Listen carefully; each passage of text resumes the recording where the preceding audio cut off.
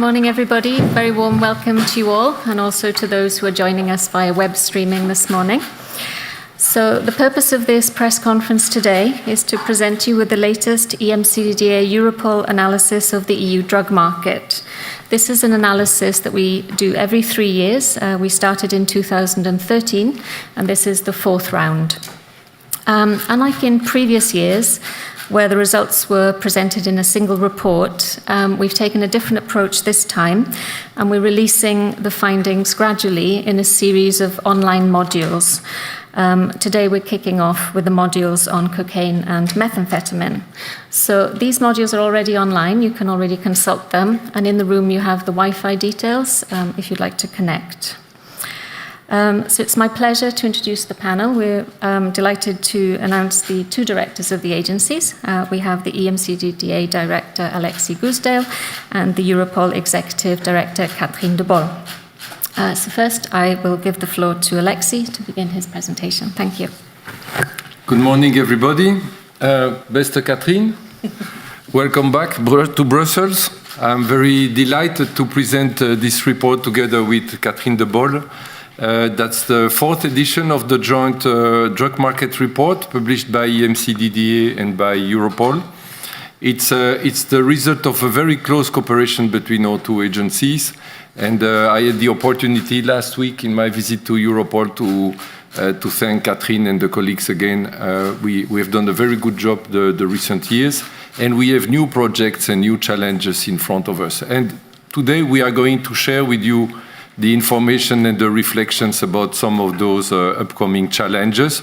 This, as Cathy says, this report is different from the previous one.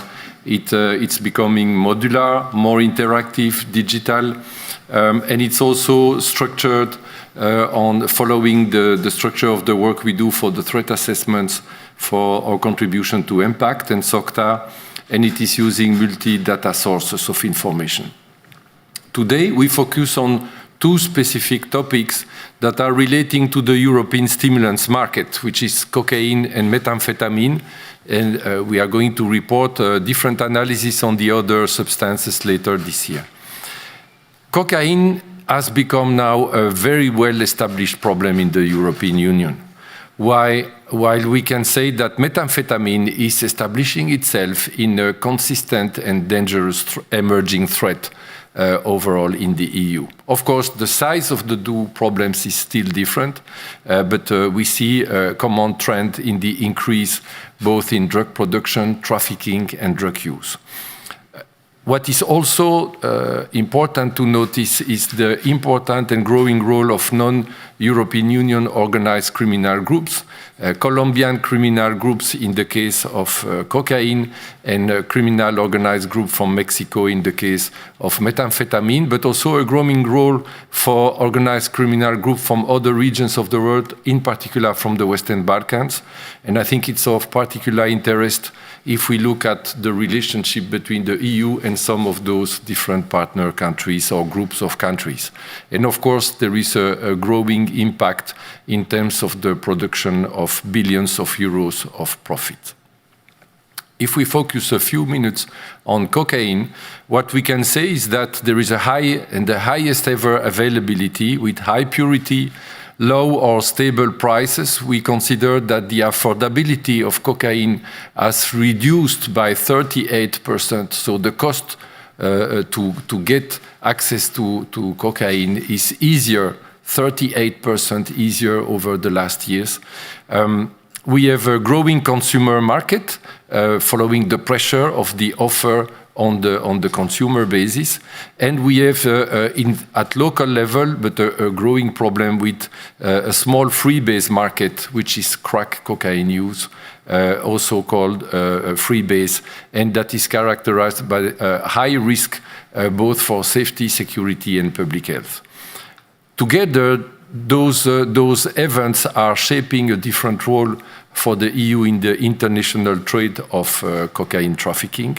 And we also observe a dynamic European ports management with a growing use by organized criminal groups of secondary ports. So the picture today is not only about Rotterdam or Antwerp, but with plenty of other ports. And you can even find some very good references and analysis in some podcasts or newspapers. For instance, recently there was a podcast from Le Monde on the situation in Le Havre port in France. And you have all the situation in other ports like Marseille. As you know, there are a lot of challenges associated to drug trafficking and drug consumption in that city. It's not the only one. We see record seizures. And of course, what is more new in the recent years is the fact that we observe now in Europe the arrival of all forms of cocaine. And the most surprising for me is the fact that we find cocaine paste and cocaine base that are being transformed on the territory of the European Union. And those have not been detected through seizures, but only through the seizures of the laboratories. And I'm sure that Catheryn and the colleagues from Europol will share their analysis on that situation. And as I said, there is a growing impact in terms of risk for security and safety, but also for public health. If we look at methamphetamine, the size of the market is much smaller, but it's fast expanding. And actually, there was an increase in the seizures on the territory of the European Union in the last years by 477%. Which is a very, very important increase. We see an increase in the seizures, but also in the production of methamphetamine on the territory of the EU, with signals of increased use. And I would like to flag the fact that until 5-7 years ago, the use of methamphetamine, essentially under the form of pervitin, was localized in Czech Republic, a bit expanding in Slovakia. And a few years ago, for the first time, through the wastewater analysis, a laboratory detected some traces of methamphetamine use in Estonia and in Finland. And it was a real surprise for Finland because there was no history whatsoever of methamphetamine use. And following the research that was done afterwards, we can see that now there is not a big size, but still a growing problem of methamphetamine use also in Northern Europe.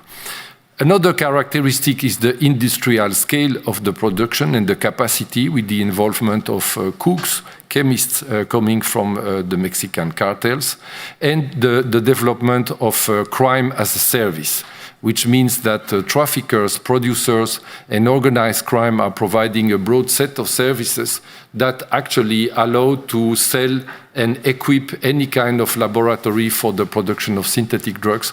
That's a very worrying change, and that it is very noticeable compared with what was the situation a few years ago. And then, finally, I think it's important to mention that as we have highlighted and informed a few years ago, there is a change in Afghanistan that started some years ago, driving to the production of methamphetamine, coming more directly from the plant, ephedra, or with ephedrine.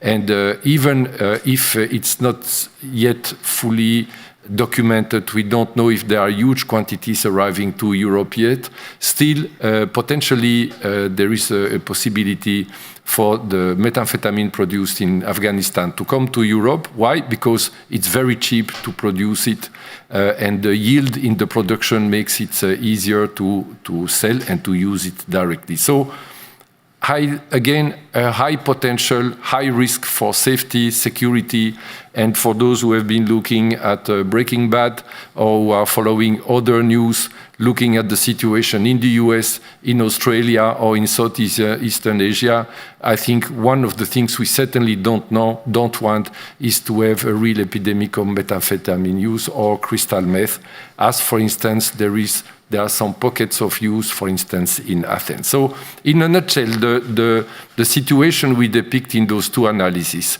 it contributes to the overall analysis we make, which is that drugs are everywhere, everything can be used as a drug and everyone can be the victim or the object of the actor, or know something, someone having a problem of addiction to one or another substance. And in this case, we have a strong potential for those problems to be the perfect storm. We have depicted a situation that is at risk, especially for the vulnerable groups, and the war in Ukraine certainly is not making the situation easier, just because of its negative impact on the economy that in turn may have also an impact with the groups that are more vulnerable in the society. So what can we do? The report is presenting a set of recommendations for policy and action, following and in line with the structure, as I said, for SOCTA and Impact.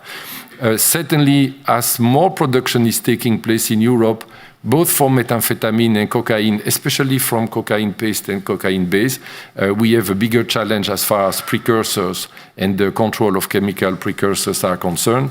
And I think we need to update our perception and understanding of the problem, because more than ever, when we speak about drugs in Europe, it's not only about injecting drug users that for the moment represent still an important part of the problem, but proportionally a smaller one. Thank you very much.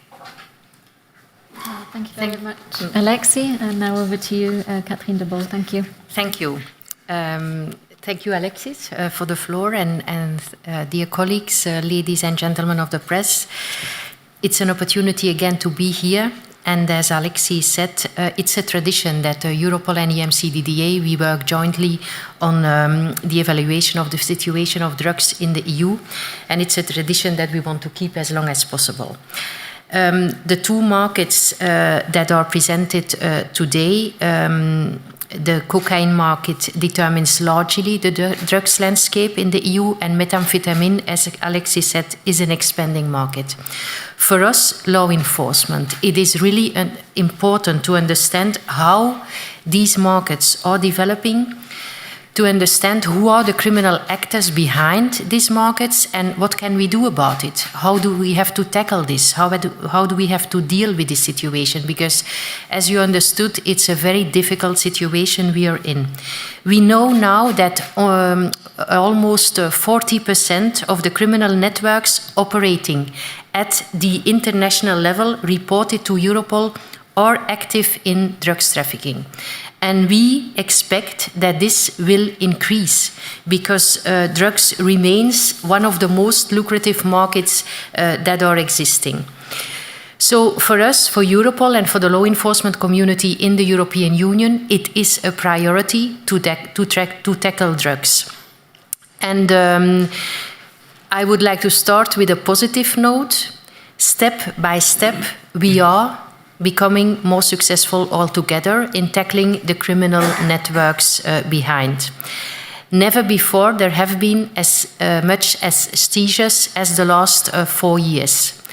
Seizures, arrests, and lapses that we detected.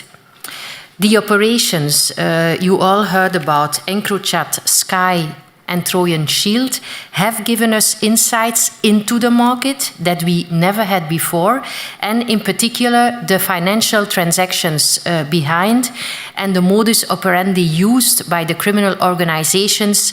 These insights, they have also served as input for the reports that we present today. Let me outline some of the concrete insights we can take away from the reports that we present to you today. And let's start with the home front and the worrying increase of the methamphetamine market in the EU. The reality we all know is that the EU is not just a destination area in drugs trafficking, it's also a significant region of origin and a region of transit. And criminal networks, they produce a very wide range of synthetic drugs in the EU, which are distributed globally, including, for instance, destinations as Australia and Japan. We see an increasing number of drug laboratories active in the EU, producing synthetic drugs and, in particular, methamphetamine. The trafficking and the industrial scale production of methamphetamine is growing it's a growing problem for the EU, as methamphetamine is a generator of many millions of euros of illicit profits for those trading in this substance. The presence, as mentioned also already by Alexis, of Central and South American actors in the EU in synthetic drugs is a fact. On several occasions, multi-ton quantities in methamphetamine produced in South America have been seized in the EU. And most of the time it was coming from Mexico. And what is also a very worrying trend we see is that specialized chemists operating from South America are also active in the labs here in the European Union. It highlights the international scale of the issue, of the fact that it is dangerous and that it is highly profitable that we encounter this in the EU today. It's also clear that it is a criminal service industry that is very sophisticated, and it has grown and is still growing all the time. Some EU-based criminal networks have specialized in and deal exclusively in the logistical supply chain and in the logistical services for criminal organizations for this synthetic drugs production, or they are responsible for the transport, or they are responsible for the recruitment of the people who need to work in the labs. The industrialized methamphetamine market is an increasing threat to our society, indeed not only from the viewpoint of the criminal actors, but also the health impact cannot be underestimated. On the cocaine market, the seizures of cocaine were never so high in the past 4 years. This shows that law enforcement activities are becoming more and more successful, but drugs trafficking and the fight against drugs trafficking is an uphill battle. What do we see? Not only the corruption increased, but in particular, the corruption is more worrying because of the intimidation of port workers in our EU harbours. More and more port workers are threatened by criminals in and around the ports, or they are offered large amounts of money to support the trafficking of drugs. Another worrying problem is the use of violence. Violence nowadays is a key feature for criminal organizations to make sure that they are the strongest in their business area. The violence has also a direct impact on citizens on the streets because we see people dying on the streets in the European Union. And lastly, clearly visible is the waterbed effect. When criminal organizations see that police interventions are more structured and organized in certain areas, they replace their field of action. They will always stay in the harbors where the volumes are big, but they will also look for alternatives. And that is what we see now. We see really a waterbed effect towards, for instance, harbors as Dunkirk or harbors in Spain and Italy, even Germany, due to this effect. What is helping drugs criminals is the containerized maritime trafficking. They use the containerized maritime trafficking for the traffic of cocaine through the major harbors like Rotterdam and Antwerp. And we see, even with all the actions of the law enforcement community, that this continue to grow, and also increasing numbers in the smaller ports. How do we approach this? For us, it's very important that we have to recognize that drugs, cocaine, methamphetamine, that we systematically need to prioritize our investigations against high-value targets, which pose the most important risk to our societies. And we need to do this in the framework of international operational task forces. So we need to work together, and we need to put the people, the investigators together to develop actions that are intelligence-led to tackle the criminal groups behind. In the drug economy, we also need to go against the chief executive officers, those who are holding the key positions in the criminal organization, and we have to work on their money flows. We have to trace the assets, and we have to go through confiscation. At Europol and the law enforcement, with the law enforcement partners, what do? We recently re-established the drugs unit. We did not have a drugs unit anymore, and the aim is to pool the resources together and to pool our efforts together so that we really can focus on high-value targets, orchestrating the drugs trafficking. And we are also developing a drug intelligence fusion platform at Europol. It aims to synchronize all the efforts that we undertake in the European Union and with our international partners related to the drugs criminals. International cooperation, of course, is key. We have key partners globally that we can trust. We have our partners in the United States of America. The Drug Enforcement Agency is for us a very important partner. We have liaison officers from Colombia at Europol, and Colombia just decided to send extra investigators to Europol to support the operational task forces in the headquarters, and soon we will have Brazilian investigators also at the headquarters in The Hague to support also these operational task forces. And the last years we invested heavily in our data analysis capacities in order to make use of the information that we got out of the big operations like EncroChat, SkyECC, among other sources. We can say from a law enforcement perspective that a lot has been achieved in the fight against drugs, but as the two reports show, we still have to go the way. We are not there yet, and we need to double down on our efforts. It is clear that we need an integrated approach, that we need a lot of information exchange and sharing, not only at European level, but with trusted partners all over the world. Investment in prevention is of key importance, and harm and supply reduction is very important. Europol is there to support the member states in the Union and member states with whom we have an operational agreement. For us, it's a key priority. It will remain a key priority. And we are very happy with the cooperation with EMCDDA because it gives us good insights in what is going on the drug market, and also with them we can work further on this excellent collaboration and develop action plans to tackle the criminal groups behind. Thank you.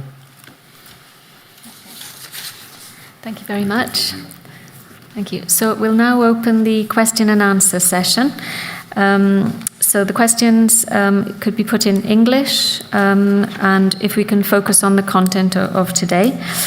My colleague Sonia here will be going around with the microphone. So if there are any questions, please, Inda, or could you state your media organization and to whom you're addressing the question? Thank you. My name is Inder Bugarin. I'm a journalist from Mexico, from El Universal newspaper. I would like to know Europol's threat assessment of the Mexican drug cartels, how Europol evaluates this threat. And about fentanyl, what's the situation in Europe, and if fentanyl could be the next stage of Mexican-Dutch-Belgium collaboration? Okay, thank you. Yes, good morning.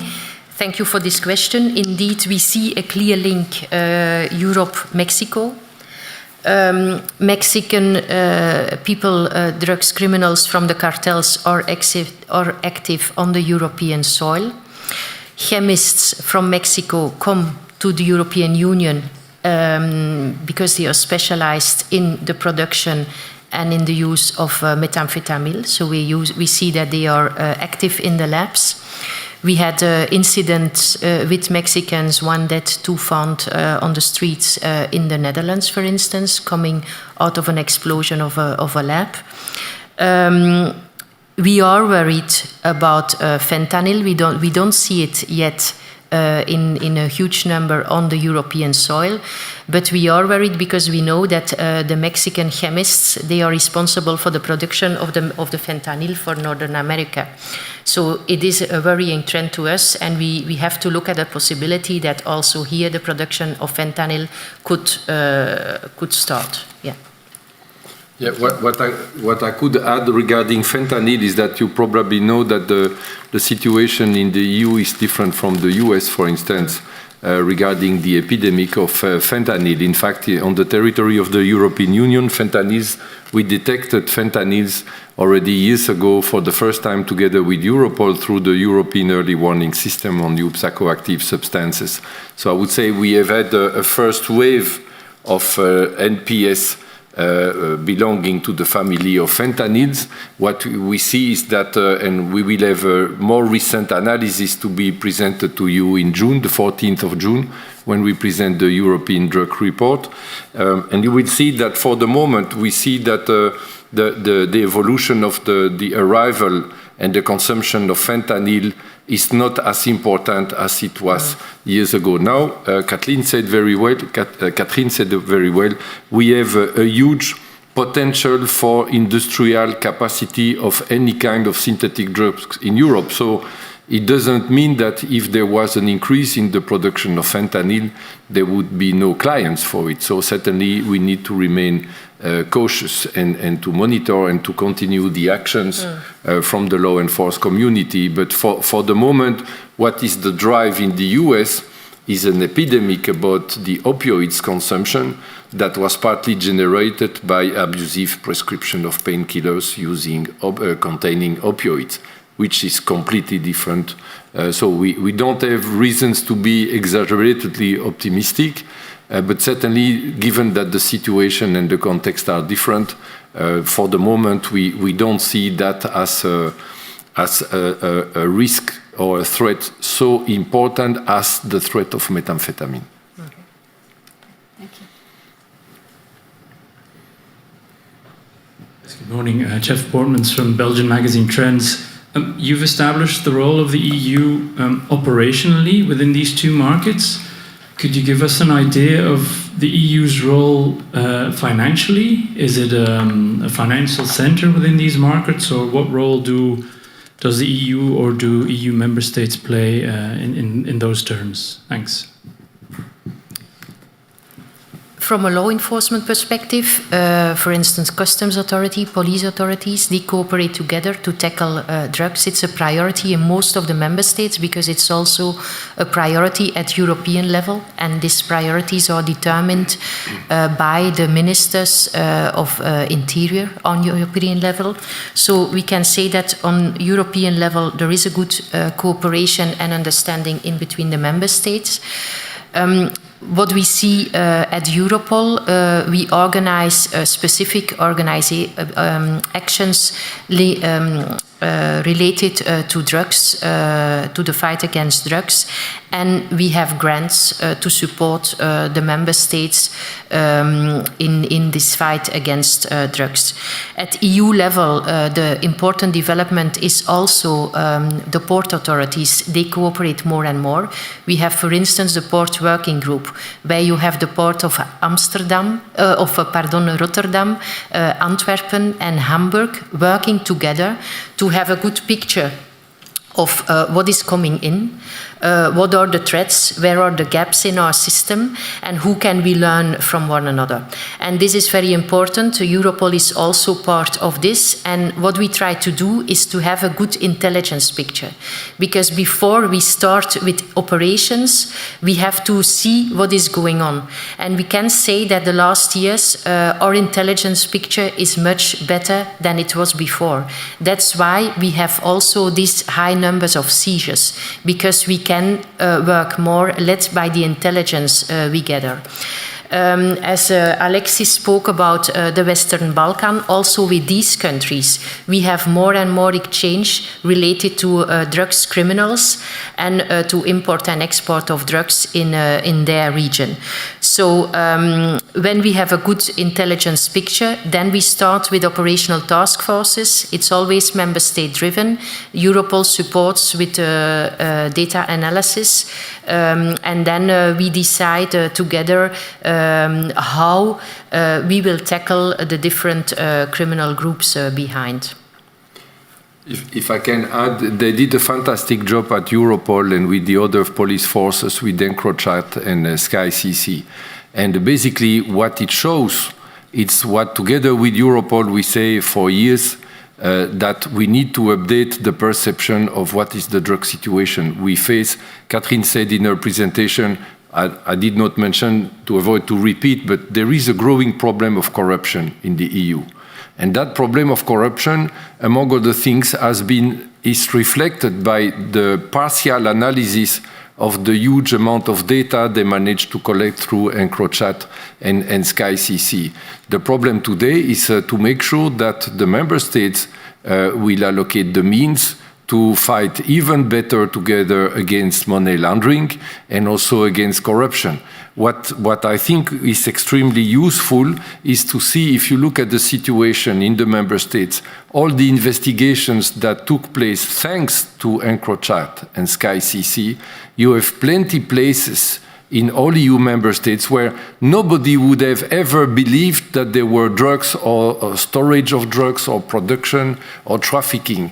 And it reflects that it is everywhere. So as it is permeating the society, also because there is a variety of substance use, much more different and disseminated than before, this leads to a false perception that injecting drug use, heroin use is not so important, so drugs, it belongs to the past. In fact, the old drug use belongs probably partly to the past, but we talk about the drug and substance use of today and of tomorrow, and I think this is why those terabytes of information that were collected through those operations and the intelligent, I would say the intelligence it may generate when they will manage to digest those mountains of information will need then to be used by the member states to strengthen their efforts and coordinate them even better. But the collective tools exist, and we have the EU strategy and the action plan that are supporting that. What we also see is the real infiltration of the drugs money in the legal economy. And that is really a problem because it undermines the trust in your societies, it undermines the rule of law. And, but it's clear that this is happening at the moment. That is why we also give a lot of attention to financial investigations, because we need to link the two of them and we need to go after the money flows. Because remote coordination from drug kingpins at the moment is essential. So you have the organizers in the United Arab Emirates or in Brazil, for instance, but the work is done here. They stay, of course, there because for money laundering activities it's better. They have good logistical hubs over there, and they are out of prosecution in the countries. So for them it's an advantage system. And that's also something we discovered, this communication and this remote coordination through the big cases that are ongoing. Thank you. Next question. Do we have one? Yeah.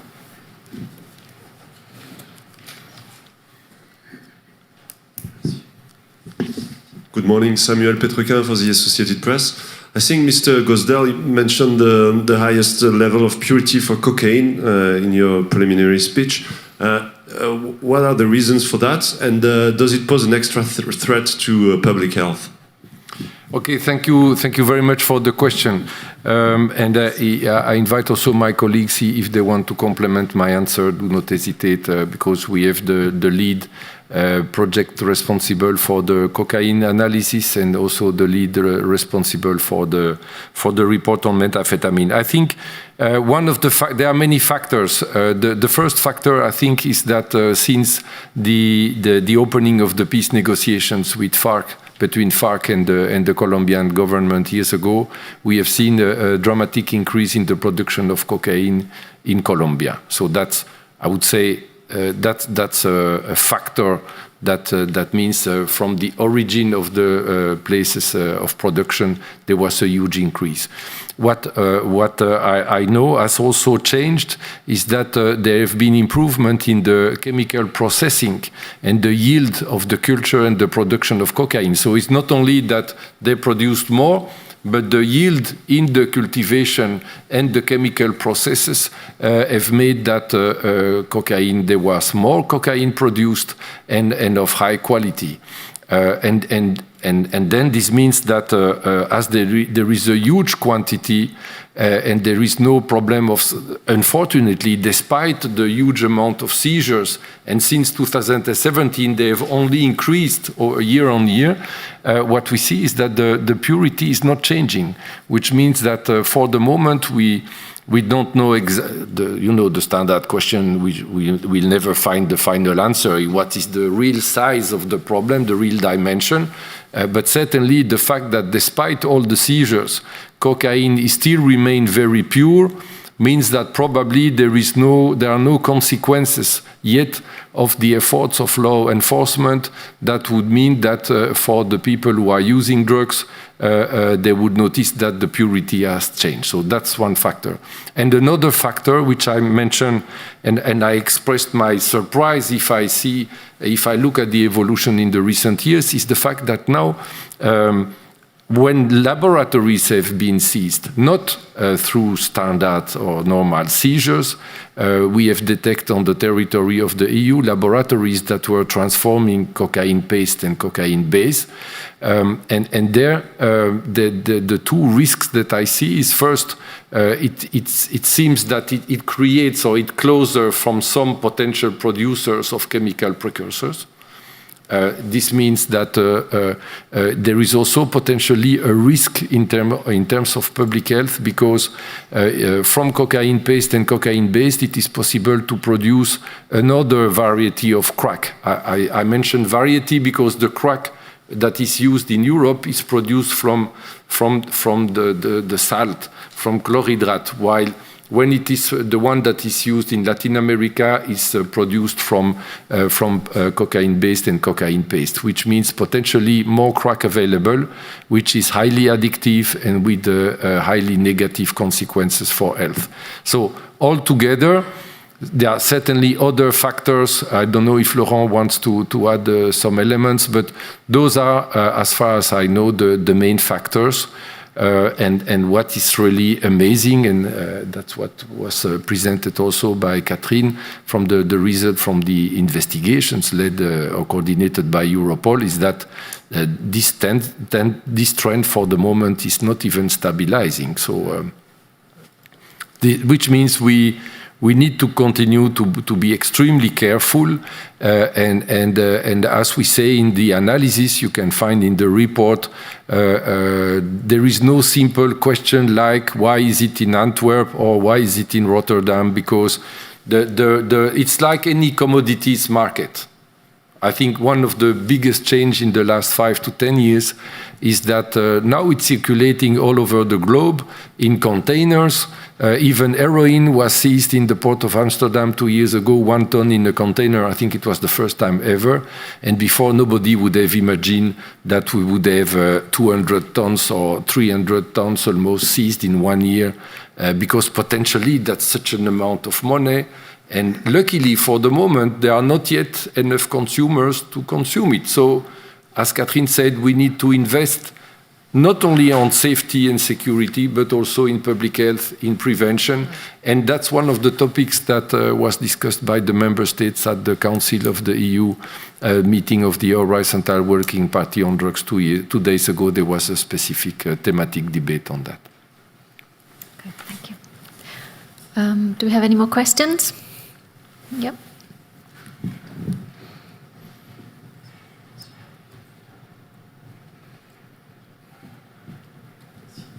Mathieu de Mester de l'Agence France Presse. To follow on this particular topic, can we have an idea with maybe figures on how it evolved, this precise question of transformation of coke in the EU, because we are usually talking about synthetic drugs laboratory in Limburg, for example, in Belgium or in the Netherlands. But can we have a precise, concrete idea on the extent that took maybe in the last 3 or 4 years of this transformation of coke? Okay. How many laboratories, were there seizures in which countries of the EU? Okay, first, if Catherine wants to answer, but Laurent then can give you the precise figures regarding the laboratories and the seizures. I can just say for the seizures, for instance, we thought we had the record seizure in 2020 because the figures we received from the different member states, we seized in the European Union 214.6 tons in 2020. But now, 2022, we see already, until now, the seizures got 240 tons. So there is an increase in seizures, but we also expect there is an increase in the drugs market globally, because it is a very lucrative business, and it remains a very lucrative business. But on the seizures, on the specifics related to drugs and the purity... Laurent?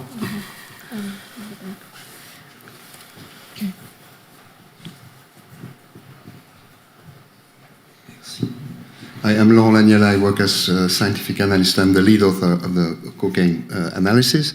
So on the labs between 2018 and 2020, 45 labs were detected in mostly the Netherlands, including 11 in Spain and 2 in Belgium, cocaine labs. What these labs were doing was extracting cocaine from carrier materials such as plastic or charcoal, in which it was chemically integrated. So integrate the cocaine from the carrier materials, and when you do that, what you obtain most of the time is cocaine base. And this cocaine base needs to be transformed into cocaine hydrochloride before it can be sold to consumers. Okay? So law enforcement in Holland told us that at least 10 of these 45 labs that were seized in this 3-year period had a capacity to produce 100 to 200 kilos of cocaine hydrochloride a day. Okay? That's, if you transform into weeks, 1.4 tons a week. I'm not very good at math, but months it's 6-something tons a month of cocaine hydrochloride. Okay, so it's a very, very decent amount. The other information is also indicating that these labs in Europe are sophisticated in the sense that they use equipment that seems to be of higher grade than the equipment used, for example, in Colombia, because the equipment is made here in Europe, most likely by people who previously manufactured equipment for the production of amphetamine and MDMA and also meth in Europe, 1. 2, the chemicals used in Europe come from, as far as we know, industrial grade producers of chemicals. Again, a difference in Colombia, most of the chemicals that are used are made in illicit laboratories making precursor chemicals. Okay? So, and they do not reach the grade of industrial quality. They are pretty good grade and they produce pretty high purity cocaine in Colombia. But in Europe, all these elements, together with the presence of some Colombian chemists in the labs, indicate that probably production of cocaine hydrochloride in Europe results in a high quality product. On the purity question, if I may add just 2 things. Basically, a lot of cocaine is being produced, incredible amounts, probably historically very high amounts, and because of the increase in the efficiency of the process that Alexis mentioned, all of this cocaine is very high, but maybe not all, but a large proportion of this cocaine is very high purity. And this is sold to a number of actors who are competing with each other to sell it on the market. So obviously they have an interest in trying to sell the purest product, the higher quality product. So that's one factor explaining why purity doesn't stop increasing in Europe. Another one, which is more perhaps anecdotal, but we have noticed that in the past, the cocaine that was sent from Colombia to Europe or to the US was adulterated with other substances, cutting agents such as levamisole, for example, right in the lab in Colombia or in Peru. Nowadays, the cocaine that is seized in direction to Europe or to the United States from Colombia, from South America in general, is much less adulterated. Some of it is extremely high purity, 97%, 98% purity. It's high purity. This means that the Latin Americans have stopped adulterating the cocaine at the source, and most of the adulteration takes place here in Europe in facilities dedicated to adulterating the cocaine. But again, because they are in competition, they can't afford to cut it too heavily, otherwise, people would turn to another dealer who sells better quality product. Thank you, Laurent. One of the things I can add is that one of the actions we would like to do more to develop in the future. For the moment, there is a partnership, as Catherine mentioned, with the DEA, including with their drug profile project. In the future, it would be good for the EU to have also the capacity to cooperate and to develop, to contribute to this work on drug profiling.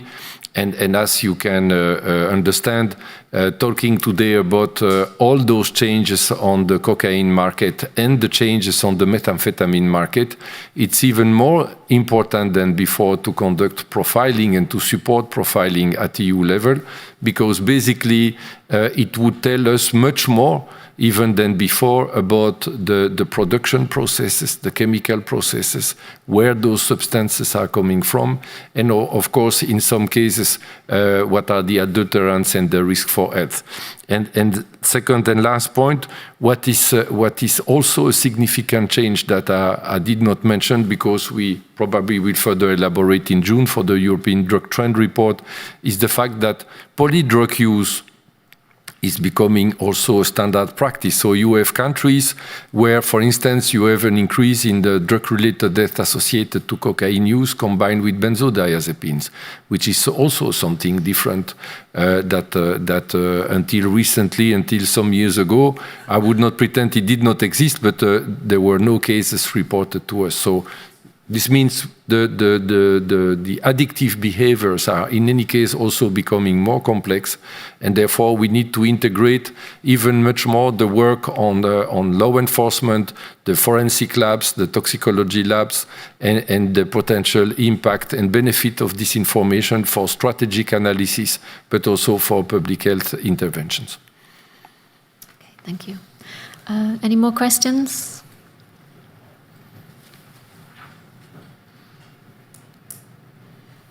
Was there one there? No?